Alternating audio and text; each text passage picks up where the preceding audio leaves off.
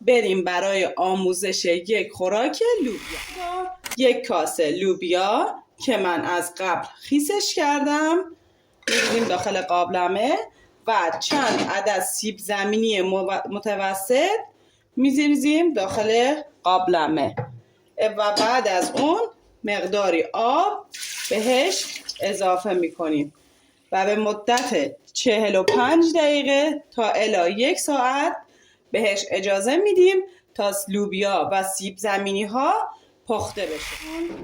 ما قارچون بعد از اینکه لوبیا و سیب زمینی هامون پخته شد، سیب زمینی ها رو از درون قابلمه بر میداریم که باید اینا رو لهشون کنیم. بر میداریم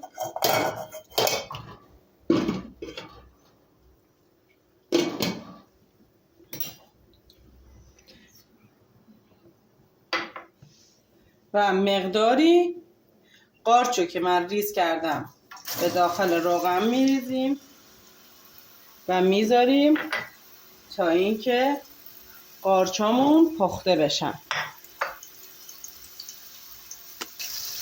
به قارچامون برای اینکه سیاه نشن مقداری آبی لیمو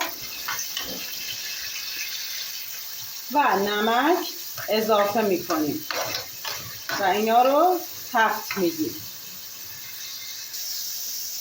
قارچمون کمی که تفت دادیم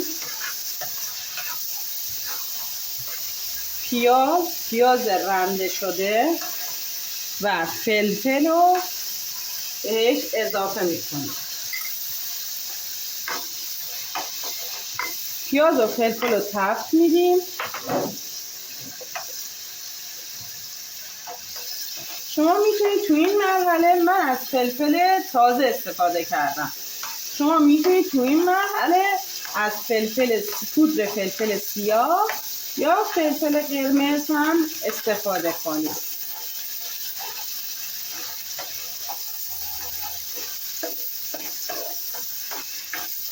یا فلفل کمی که تفت دادیم قارچو با پیاز و فلفلمون تفت میدیم و هم میزنیم به نسیزه.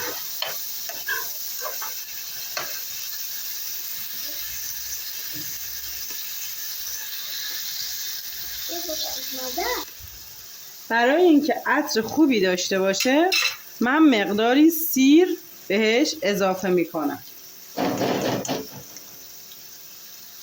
و تو این مرحله وقتی که هم زدم ربم رو موادمون اضافه میکنیم و همش میزنیم.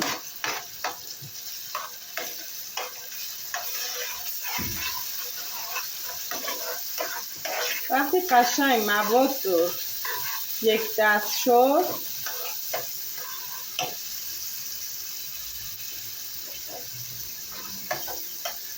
اونو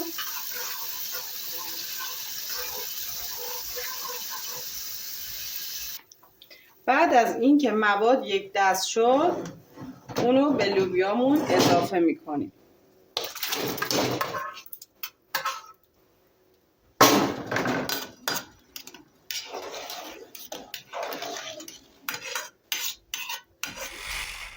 سیب زمینی های پختمون که از قابلمه برداشته بودیم له میکنیم.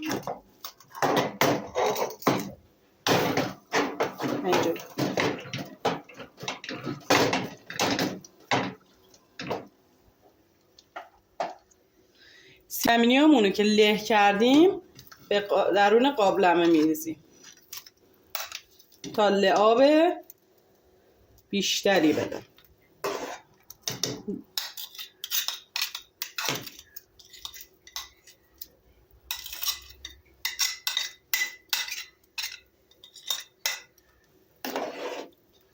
بعد از اضافه کردن سیب زمینی بهش اجازه میدیم تا قارچ و سیب زمینی ها همه با هم مخلوط بشه و لعاب بریزه. دقیقه که موادمون این غلظت رسید خوراک لوبیای ما آماده است. و الان شما یک خوراک لوبیای خوشمزه و خیلی ساده و مقوی که خیلی از بازاری‌ها هم بهتره پخت کردین.